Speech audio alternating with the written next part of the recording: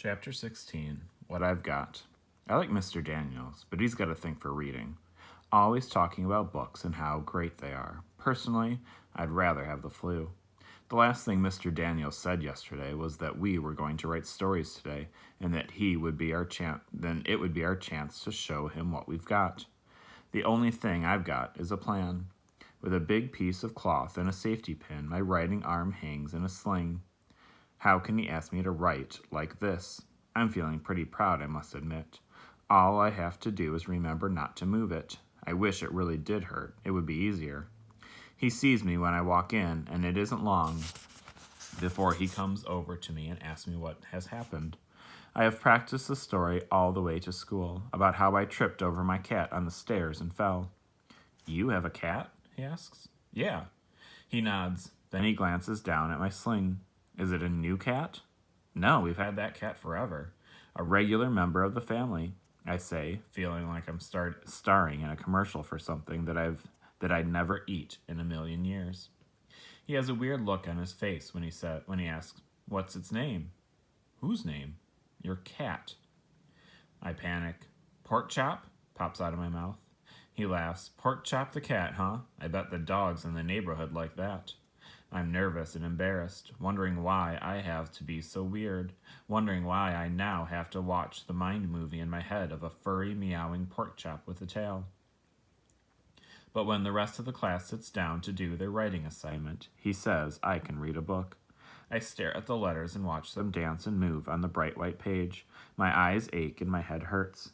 Mr. Daniels watches me, so I look down at the page and remember to turn it every once in a while. With my eyes closed, I watch bright movies of me flying, one of my favorite movies.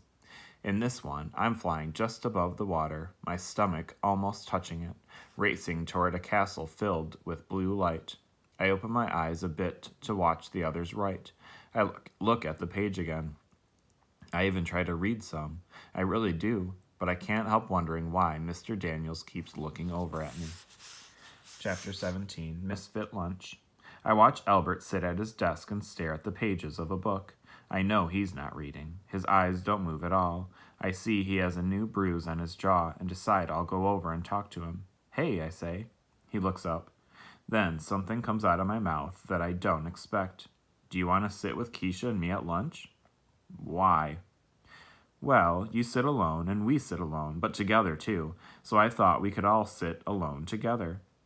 That isn't a logical conclusion. Clearly, if we are all together... Yeah, I interrupt, I know. It was a joke. So you want to? Well, I suppose so. I guess I've got to eat somewhere, he says. Albert leans his chair back as he shakes his empty carton of chocolate milk to let the drops fall in his tongue. I wonder who decides that a half pint of milk was enough. Why don't you just buy two? He puts his chair down and stares. Can't you just ask your mom for extra money in the morning? I say, readjusting my fake sling. This thing is a pain. I don't have to ask for money. It's kind of prepaid. And then I realize all at once. Of course, how stupid can I be? Albert doesn't have many clothes, and he gets a ticket from Mr. Daniels every morning. I guess I never thought about it before. He must get one of the free lunches. I hope I didn't upset him, so I say, I'm sorry. About what? Well, you know, that you get the free lunch. He shrugs. There are worse things than a free lunch, I mean. Yeah, I guess. It disturbs my mom, but my dad says he wants to leave his mark on mankind with one of his inventions, and she says he should get a real job. They fight about it a lot, actually. I'm really surprised he told me that, and I decide to never tell another soul about it. Hey, says Keisha, sitting down. Hey, I say, and Albert nods. So Albert, Keisha says, I watch Star Trek because you're always spouting off about it. The special effects are not that special. Kind of pathetic, actually, like a first-grade puppet show. Albert looks horrified. Keisha laughs as she unwraps her sandwich. Yeah, I knew that would get you. Shay's voice arrives before she does. Look, Jessica, she says as they walk by. It's the island of misfit toys. Yeah, Jessica says. It's like a six-legged freak.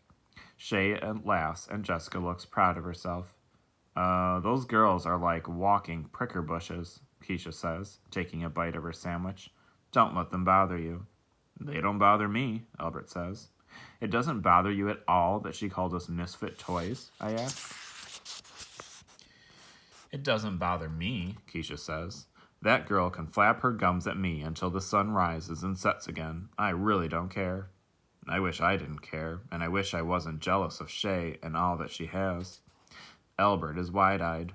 But why are the toys all misfits? Square wheels on a train can be fixed easily enough. Albert has the most serious voice, turned up too high. And what's wrong with the doll, anyway? Why is it a misfit? It seems to adhere to the standards of a typical doll. Wow, he's in full professor mode. The Charlie in a box, he continues. It's just like a Jack-in-the-Box in every way but his name. Something is not a misfit simply because it has a different name. That isn't true, I blurt out. He looks shocked. I suppose he isn't used to being corrected. He holds up his milk carton. Suppose I say this is orange juice. Doesn't change what's inside. That's different, I say, thinking that the milk will feel like it's orange juice if it's told that enough. It is the same principle. I think the words like dumb and baby and think how wrong Albert really is. What about the cowboy? Keisha asks. He rides an ostrich instead of a horse. That has got to make him a misfit. It is illogical to say he is a misfit just because he chooses to ride a different animal, provided he can carry out his cowboy duties.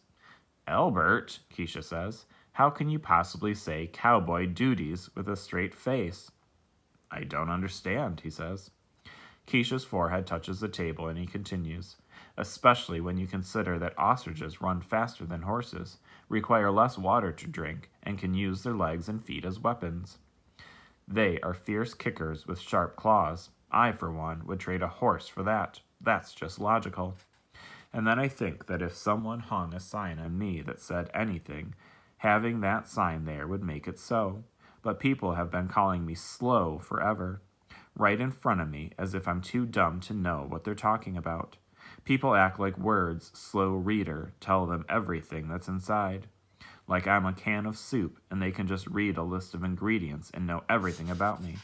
There's lots of stuff about the soup inside that they can't put on the label, like how it smells and tastes and it makes you feel warm when you eat it. There's got to be more to me than just a kid who can't read well.